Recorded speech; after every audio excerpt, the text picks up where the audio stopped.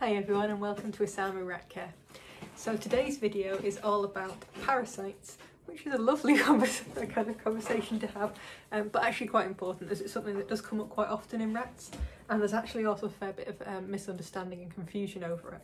So what are parasites? Parasites are basically little organisms that like to live on other animals in some way, shape or form. So there are a few different types that are kind of commonly come up in rats, and some are more common than others. There are various ways to treat them, and it's just really a bit of an awareness about what to look out for, how to find them in the first place, how to identify them, and how to treat them as well. And actually in some ways how much to worry about them too, because I think there's a lot of worry and there's a lot of paranoia about us feeling all itchy when our rats have parasites, and it's one of those that it's actually not quite as bad as you feel. Right, so parasites. The first one I'm going to talk about is lice. So lice are the most common type of parasite that you'll see in rats, and lice are tiny little rods. So if you actually look at them under a microscope, they look quite different than this, but in the fur, basically what you will see is tiny little orange rods that will move. They also have tiny little white dots, which are their eggs, which are very apparent in a black rat, or another dark coloured rat, because you can see them on the hair shaft. They will be stuck, so it's quite different. You can get confused sometimes with dandruff, which can be orange if it's buck grease coloured, particularly in bucks, but tends to be flat flakes, doesn't move, which is quite important. And the kind of white dandruff that you get also comes off quite easily when you flick it, whereas if it's a louse egg, it will stick. So how do you have a look for lice? So we have Chocobean here, who's going to be my willing volunteer. She probably won't enjoy this, she's quite lively. So what you do when you're looking for lice, the first place I would say to look for is look around the rump. The reason I say the rump is rats are normally fastidious about grooming their shoulders and their face, etc., and they have other help with that. But their rump's a bit out of the way, a bit hard to get to, tends to be where problems build up and where you can spot things quite easily, like lice. So there's a couple of ways to do this. You can just part the hair, and what you're looking at is looking at the hair shaft. So let's see if she'll cooperate on this. But if you notice, when I part her hair, we can see the base of the hair there, and then the skin underneath it. The skin looks lovely and clear, her hair shaft looks lovely and clear. To be fair, none of mine currently have lice. I'll try and get a photo for you to kind of put up so you can have a look at what we're looking for here. But I will say it's not an easy one to get a photo of, but you can physically see them. So the kind of parting of the fur along the rump is quite a good way of doing it. Try and do it in good light. Natural daylight is generally better. But if not, kind of a bright light. The other way to do it that works quite well with rats with fairly soft hair is to just blow in them. So let's see if I can again show that. You notice how it parts the hair quite well. It gives you a really good view of the kind of hair shaft on that, and it's quite a nice, easy, kind of straightforward way to have a good look. Though I tend to use it as a quick overview and then have a proper kind of part the hair look if I suspect something's there. The other things to bear in mind with lice is you can actually, if a rat has a serious outbreak or more than like one or two minute eggs that you don't see, you can actually feel it and see it in their coat. Their coat will generally feel out of condition, dry, fluffy, maybe a bit sticky. On a pale rat, they can actually look physically dirty from lice dirt, which is basically their excrement. Lovely, yes, good topic. But you can usually see in a rat, if a rat is in kind of glowing, beautiful coat, let's pick a random rat in great condition, lovely shine to a coat, even without actually physically checking her for lice, I would be pretty sure she doesn't have it. It's still sometimes worth a check, particularly if you've got a rat from an unknown background, or your rats are scratching a lot more than normal. It's a good time to have a bit of a look at it. But if a rat is in excellent condition, it is far less likely to have lice because its fur, its skin, etc. will be great. So where do they get lice from? Now, lice can come in on a number of different things. They can come in on bedding, they can come in on food, they can come in on other rats, they can come in from when you go somewhere with other rats, like a show, or you get new rats in from somebody, or you go for a meet and your rats are in the same area. They'll generally move from one rat to the other. They're not hugely infectious, but if there's lice around, they're going to spread around the whole group fairly quickly. In terms of trying to prevent that, so one of the key ways things come in is new rats. So new rats is very simple. You check them for lice, you quarantine them. There's a whole video on quarantine, and within a couple of weeks you should see a lice outbreak. It's there. You can also precautionarily treat them, and I'll talk a little bit about the treatment next. But that works quite well. So that's how you would kind of eliminate the risk from kind of other rats. If you go into a place with other rats, like sometimes go to a rat show and there may be a few rats around that have got lice, and normally the judge will pass that information on and let people know so they can go home and treat, and that tends to be what I do if I'm worried at all, or in some cases I might treat before I go to a show, just in case, though I haven't had to do that for quite a while, and my rats haven't had lice for a long time now. The other main way to pick them up is actually on substrate on your food. A really good way to kind of prevent this happening is lice have a particular life cycle. So they have about a 3-week cycle from the eggs to the kind of hatched adults to create more eggs and so on. If there's no food in that time, they're just going to die, and it will sort itself out. There might be some kind of carcasses in there, but actually that's not a big problem. That's not going to cause your rats any problem. So the trick is that when you get new bedding in or a new big bag of food somewhere where it may have been kept where wild rats have access, etc., it's very much sensible to keep it out of the way of the rats so they're not in direct contact of it, and keep it for a few weeks before you use it, and that way you're effectively quarantining your bedding or your food. And with doing that, I've not seen any problems for a long time. The people I do know that have picked it up from bedding have typically had to go and get a bale and then use it the next day or something like that because they've run out. So if you can plan ahead, it's great. If you can plan ahead, have the storage, I should add, it's great. My bales live in one of my wardrobes, so the rats don't have easy access to them, and actually it's quite a long time. I'll pick one up when I run out. By the time my rats actually need cleaning out, which I should do a video on actually, it's generally not a problem. They've been well quarantined by then. So that's kind of how you can try and prevent it. Other things that can be useful, and if this is actually for all parasites, there is some evidence, and I will say it's not the kind of strongest in the world, that garlic actually helps discourage parasites. So adding something like garlic powder or feeding a small amount of fresh garlic can in theory be useful to ward off the parasites. Other than that, mostly just the kind of quarantining point of view and treating where necessary is really useful. So treating lice. Let's break into the tub. So there are various ways to treat lice. The way I use is something called harcomycin, which is what I would call an ivermectin containing spot-on.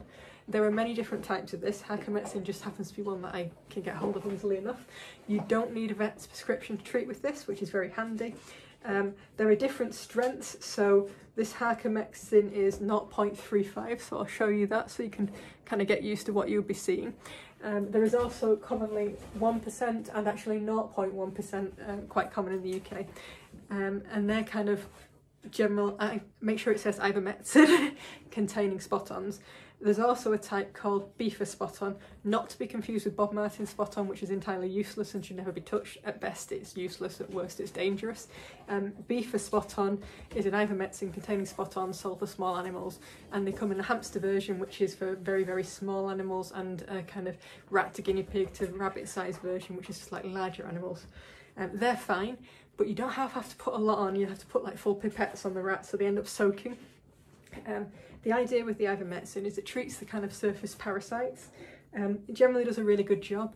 You only need to treat once, so what you may read in some places is that you should treat every week for 3 weeks, but actually the ivermectin stays in the system for up to 4 weeks. It is slowly getting lower in that time, but unless you've got a really stubborn case of lice or mites or other internal parasites, it's quite an effective treatment there. Then you actually only need to usually treat it once. What I will also say is there's a lot of worry around ivermectin, and a good part of that is from the US, and the reason that it's a problem in the US and it's seen as dangerous, and don't get me wrong, in the US a lot of the options are dangerous, is because they typically use a horse wormer. So this is something that is incredibly strong and not particularly well mixed, because you give a whole syringe, which is quite a large volume, to a horse, and that would be fine because it basically effectively mix in them. With the rats, you're using a tiny, tiny rice grain sized blob, and that can mean that that rice grain blob is really weak or really strong, and it's a really inaccurate way of dosing it. And if you do overdose an ivermectin containing product, it can cause neurological problems and so on, so you do have to be careful. However, with the quite good little spot-ons like we've got there, so Harcomycin, which is 0.35% ivermectin, 1 drop will do a kind of small young baby rat up to about 250-300 grams ish, 2 drops up to about 500 grams, and then 3 drops for kind of larger rats, kind of adult buck type size. That works really well and is very safe. For the 1%, people generally just give 1 drop regardless of the size. I'd be a bit twitchy about using it on babies, but I know some people do it with no problems.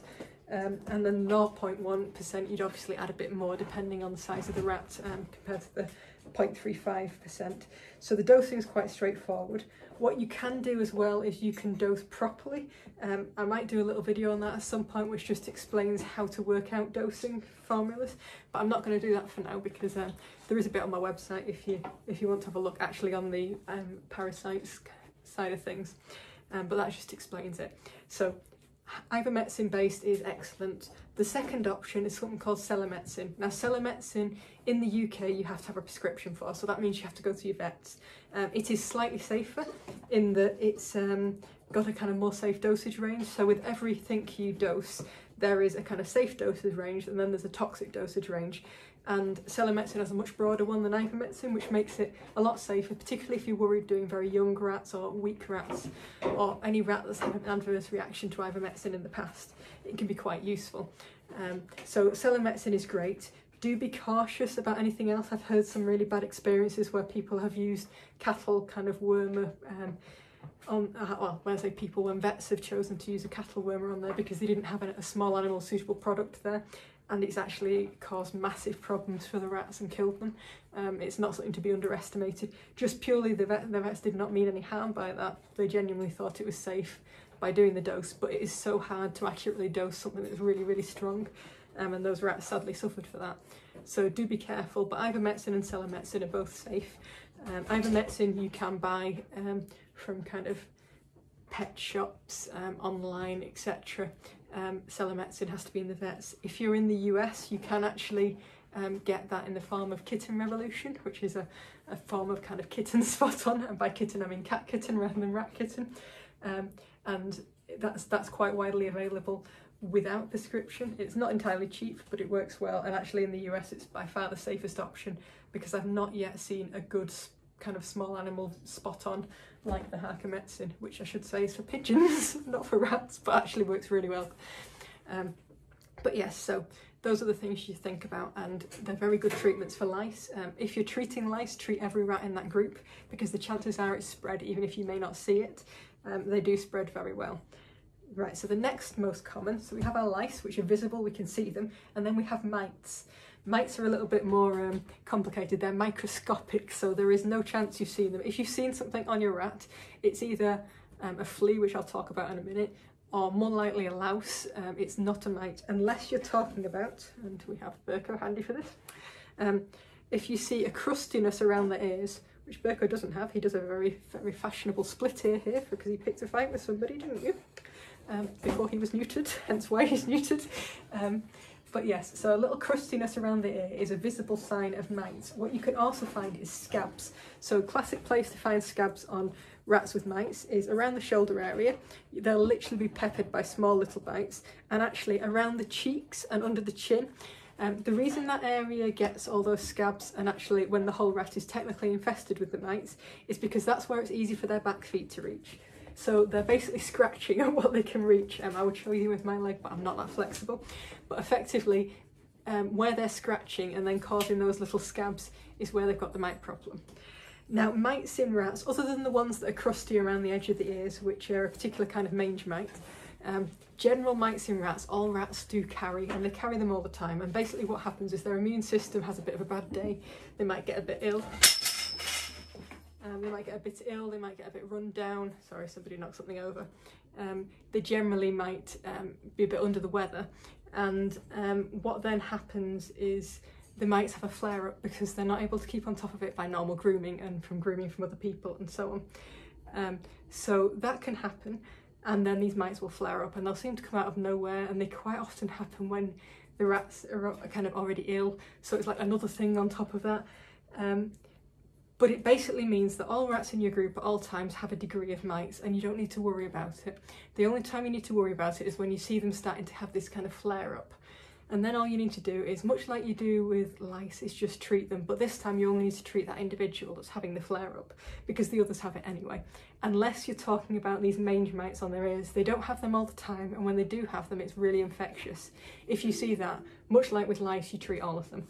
So that's the kind of difference between normal mites, there is probably a name for them, I don't know it off the top of my head, and the kind of mange mites. But I would say normal mite flare-ups are much more common than the mange mites. You tend to only see those in rats that have come from quite a bad situation, or they've been in contact with rats from bad situations, like a kind of bad rescue or something, because they are very easy to treat and quite visible. So you're just looking crusty, kind of twisted, messy, edge to the ear, not just dirty, as most of my topaz rats can vouch for. So that's the kind of two main types, and then we're going to talk about fleas next. So a lot of people will say my rat has fleas, and actually it's very rare for rats to get fleas because there isn't a rat flea per se that is common, at least in the UK. What instead they can pick up is cat and dog fleas, and those tend to do a lot better on a cat and dog as a host. And they will typically be picked up in houses that have cats and dogs, and the cats and dogs will get the fleas will go on the floor, the rats will run on the floor, and they'll pick up one or two. They don't do well off it living off rats, so if you've only got rats in the house, it's very unlikely that those will stay around for long.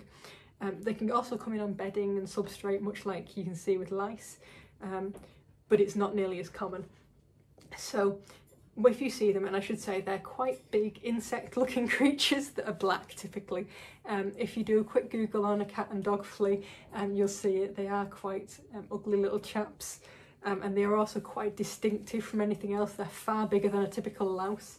And I should say, rat lice and rat mites will not bite you.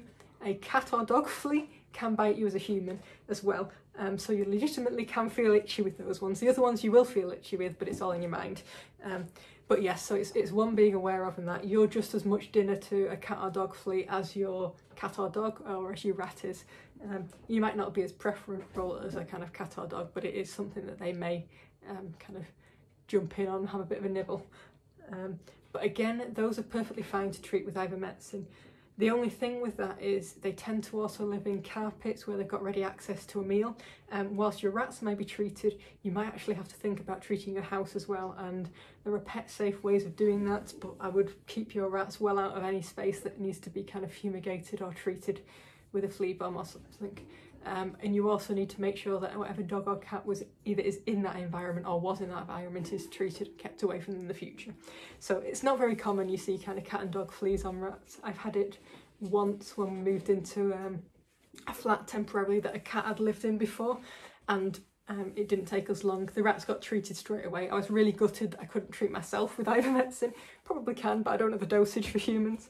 So the rats were fine, and I was feeling itchy for a couple of weeks until we sorted it all out. So those are your main external parasites.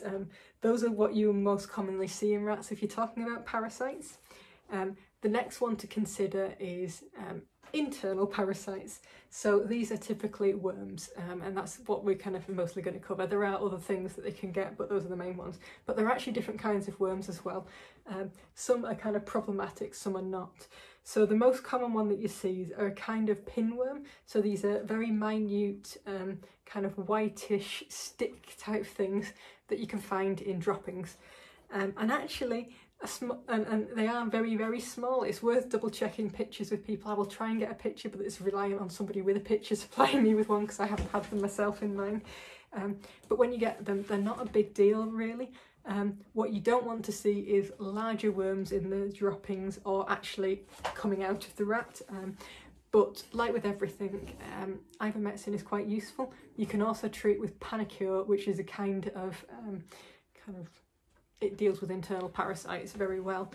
You can get it sold for rabbits, which is about the right kind of strength for rats, and actually you don't always need a prescription with that either. It's quite useful to kind of treat, and I would say if you ever get a rat in from the wild, it's very useful to treat for internal parasites because you can't see them, as whilst you're treating for external, and you would always treat for external as well. But that, I will say that our pet rats, other than these pinworms that can just be kind of knocking around in general environments, it's very rare for them to get true internal parasites unless they've got exposure from, let's say, a dog with a tapeworm or something like that. So be aware of it. Don't expect it to be something you have to check for often. So a bit like we might be checking for lice and mites quite often by checking the fur. I would not go out of my way to check for internal parasites. If I have a rat from the outside, it's a different matter. I would just treat them precautionarily. But it's not something to get really hung up about, but it does happen, so be aware. And if you've got a rat that's losing weight for no particular reason that you can see, it can always be worth giving them a treat with some Panacure or similar, just to kind of rule out the internal parasites for that. It's more often something else, if I'm honest, but I can do a separate video on that at some point. So that's probably the main thing for me. So we've got 4 types of parasites to consider. We've got lice, which is the most common type. So those are little orange moving rods in the coat that you can visibly see, or little white dots that are stuck to the coat. There is mites, which are typically kind of little scabs, scratch marks around the shoulders, around the cheeks, under the chin is quite a classic area for them. You can't see normal mites. What you can also see for mange mites is a crustiness around the ear. We've got a nice little demonstration rat that's come to visit me. So just around the edge of the ear, crustiness around there, that's a different type of mites and something you should take very seriously and treat very quickly. And then we have fleas, which is rare, but they can pick up from cats and dogs and stuff that have been in contact with cats and dogs. And then final one, internal parasites, things like pinworms, threadworms, tapeworms, that kind of thing. Not very common unless your rat has been outside, and then make sure you treat for them to be safe. So I think that's everything on parasites for me. Hopefully it's useful for you. Hopefully it's useful in differentiating which type is which, because I think that's where a lot of people get confused, and also a little bit about what treatment to look out for. So ivermectin containing, or selamectin containing, or Panacure for internal only. So there's kind of those 3 main treatments. And I will say, as a rat owner, I would always have a good source of ivermectin in, just because if you're taking a rescue that needs treating, if your rats get a little bit itchy, it can be worth ruling things out if they've got a skin problem. But yes, take that into account, and hopefully that's useful. So over and out from me and Foo, who's the only one currently visiting me. So bye for now.